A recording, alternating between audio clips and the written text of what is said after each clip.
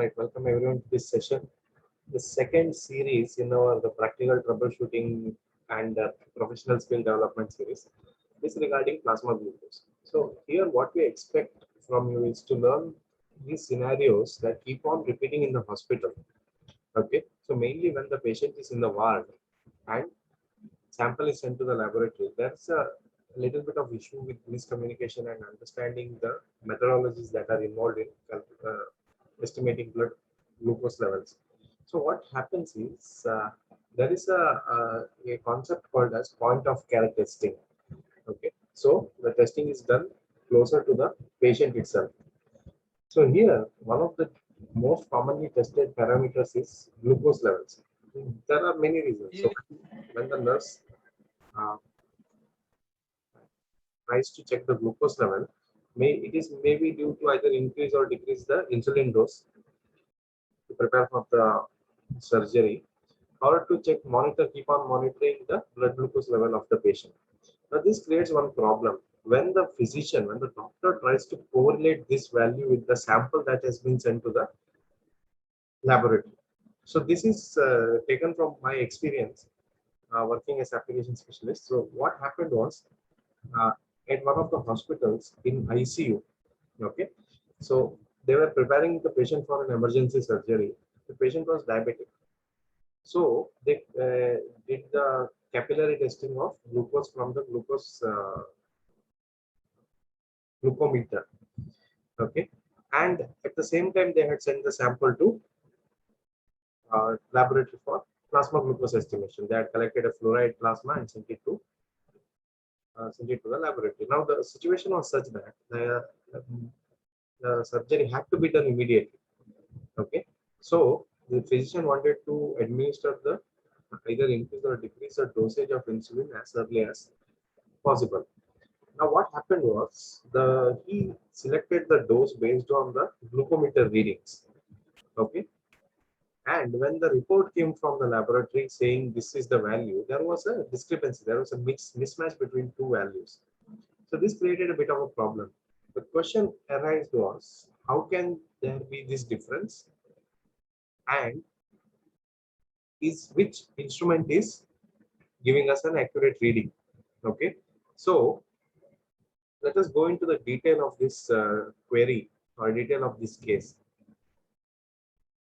Okay, to begin with, we have to understand few of the queries. Number one, what was the issue? Okay, what was the reported issue? Now, the reported issue was there was a mismatch of plasma glucose values between point of care testing device, which is the glucometer that is commonly used for checking blood glucose levels, and a fully automated analyzer for one of the patient's plasma glucose level. Okay, so when was the problem identified in the ICU by the physician when he wanted to change the insulin dosage?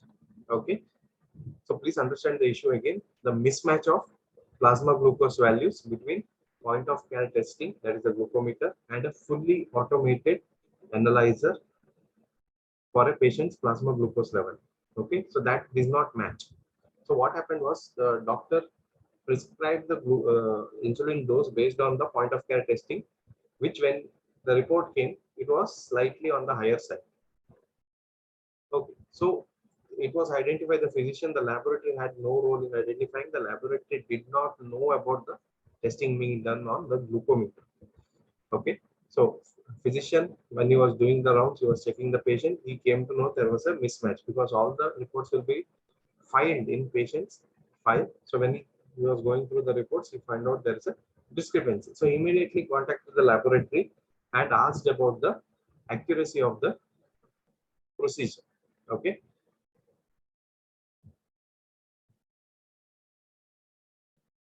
right. So here are the few details of this issue. Number one, so detailed issue report is very important. So plasma glucose concentration of the patient when it was tested in point of care testing device, the glucometer, it was 90 milligram per dl, which is normal.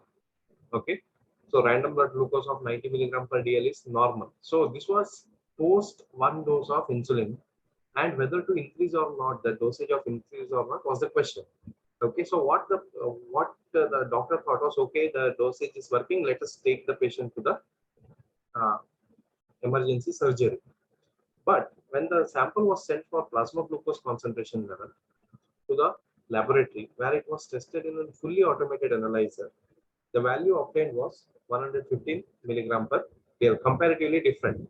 Okay, so there is a significant difference. 25 milligram per dl difference is there between the two values. Now, this report was filed in the patient's file. When the doctor wanted to go for the surgery, he was going through the files and he found out that there is a discrepancy of 25 milligram per dl between two devices. Now, he was shocked. Which one is the more accurate one? Okay, either is it the glucometer or automated analyzer, which one is giving him more accurate values, and because he has to decide the dose of insulin based on the value. Now, if he feels that this is accurate, so he has to increase his dosage. Okay, similarly, if it is this he feels accurate, he can go ahead with the surgery. Okay, so that is the dilemma for the person. Now, detailed complaint, he said the physician was expecting the results to correlate. Okay, he was expecting both the devices to give him similar result. Okay, so the value should be insignificant. The difference should be insignificant. That was his expectation. So that is what he raised the issue with the laboratory, asking about the accuracy of the auto analyzer. Some of the factors included in this issue we have to know, because we are going to analyze each factor. Number one is the testing devices involved here. Okay. Then we will go one by one with the theory. First, let us see what is the similarities between the two devices. Both, one is fully automated, another is just going to do the reading. Okay. So methodology involved in both the instruments were same. Both instruments were used to assess glucose based on glucose oxidase peroxidase method. So the method involved was similar. Sampling time was also almost similar. When the sample collected time was also similar. Now, what happens is whenever we are collecting the sample for the patient, again, there are many factors involved. Here, the main concern was insulin. If the longer we wait, the longer effect of insulin can be seen and the blood glucose might be decreased. Okay, but the sampling time was same. So we can rule out that possibility of effect of insulin because both of the samples were collected at the same time. The ward attendant collected the sample, sent it to the lab, and immediately did it with the glucometer. What are the differences then? What are not similar between these two devices? Number one, sample. Okay, the sample which was sent to the laboratory was a venous sample. It was collected from venipuncture, while the sample which was used for glucometer analysis was a capillary blood sample. Okay, so you know the difference between venipuncture and capillary puncture and its own advantages and disadvantages, which plays a very important role in resolving this issue. Second, what is the maintenance status? What is the calibration status? What's the quality assurance status for point of care testing device or glucometer is unknown. Okay, when you try to resolve this issue, you should know if the device is properly maintained or not. When was the last calibration done? Is that calibration valid? Okay, is there repeated quality assurance checks? Did it pass the checks? All this information was not available for point of care testing device. Okay, so we did not know the maintenance status, the calibration status, and the quality assurance status of the point of care testing device. However, when we went into auto analyzer, everything is documented. This analyzer was such an analyzer that it documented all this maintenance and calibration and quality check data on board within the uh, analyzer computer itself. So it was very easy to see. Okay, now we have two devices with one. All these factors is unknown. We don't know whether it is going to give us a accurate result or not. And one we have with the all the data available. It was regularly maintained. The calibration was done recently and calibration was valid. The quality assurance had passed during the sample testing. However, we can say that whenever the quality check passes, even though there are many factors involved within the sample and the auto analyzer, that it can give us a wrong result. So we cannot rule out the possibility here itself saying, okay, this was an unmaintained device, so it is inaccurate. Okay, so we have to look at other factors involved as well. Second was phlebotomy and transportation. What does phlebotomy stand for? So phlebotomy stands for collection of blood. Okay, puncture and capillary puncture both comes under phlebotomy. So sample for fully automated analyzer was collected through venipuncture and in a sodium fluoride vacutainer. Okay, a recommended vacutainer for collecting plasma glucose blood sample was done as it was followed as per the protocol. It was transported also as per the protocol. The protocol stated once it is collected, it should be transported to the laboratory. Okay, the ward attendant could not or the nurse could not store it in the uh, ward itself. It should be transported immediately to the laboratory, which was done. It was collected at 6:50 a.m. It was received at the laboratory for 7:15 a.m. So within 30 minutes, it was transported and it was uh, the sample was tested as per emergency requirements. Okay, so what do we know here about the sample? The sample was collected as per the protocol, venipuncture in sodium chloride vacutainer, and it was transported immediately to the laboratory. So any issues that are caused by storage or delay in transportation can be ruled out at this point.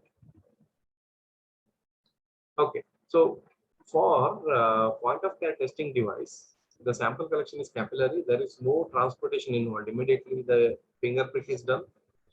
The sample is loaded onto a strip. Strip is inserted into the device. We get a reading. Okay, so there is no phlebotomy issues there. It's very simple, and transportation was non-existent. It is not applicable in glucometer case. So next comes to the maintenance status. As we had already seen, the maintenance status of this point of care testing device is unknown. We don't know what is the status. Okay. Auto analyzer, however, daily maintenance was done, weekly maintenance was done, and monthly maintenance also was performed periodically as per the protocol. It is performed and all the maintenance procedures had passed, and it was detailed and stored within the laboratory within the analyzer computer system. So we have one device where the maintenance status is unknown. We don't know. We know how maintenance is very important for the accuracy of instrument or testing of the instrument. Auto analyzer completely maintained, very well maintained. Calibration was up to date in auto analyzer and it was valid. Quality assurance had passed and was within the range. So now we have an assured device in auto analyzer and a device we don't know. We cannot guarantee the status of the quality, status of accuracy in glucometer. Okay, so now we are getting a clear difference between two. So the gap is becoming bigger.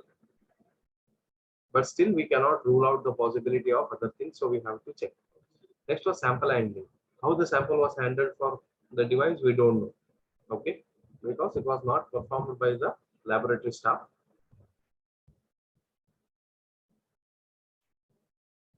Sample handling for auto analyzer was as per the protocol. When the sample was received at the laboratory, as it was an emergency sample, it was immediately centrifuged at 3,500 RPM for 7 minutes, which is the manufacturer's guidelines.